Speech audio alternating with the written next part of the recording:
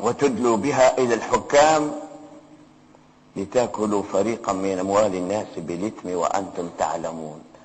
إننا نأسف عباد الله على من يجمع الأموال من الحرام ثم يحاول أن يتصدق بها،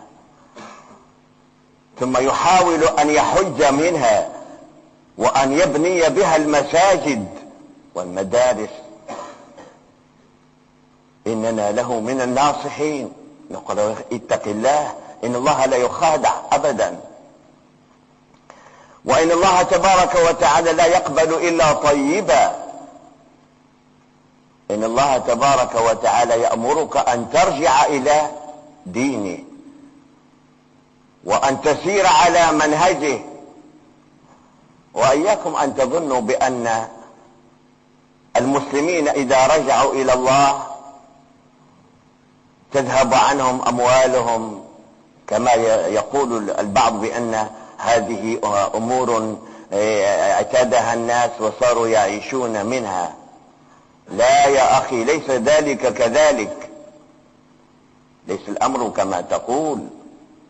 فالله تبارك وتعالى يقول: وإن خفتم عيلة فسوف يغنيكم الله من فضله. قال هذا سبحانه وتعالى حينما منع المشركين أن يحجوا وأن يدخلوا مكة المكرمة. قال تعالى: يا أيها الذين آمنوا إنما المشركون نجس فلا يقربوا المسجد الحرام بعد عامهم هذا. خالج بعض الأفكار ماذا نصنع وأموالنا كلها كنا ندفعها ونأخذها من الحجاج المشركين. فقال تعالى: وإن خفتم عيلة فسوف يغنيكم الله من فضله.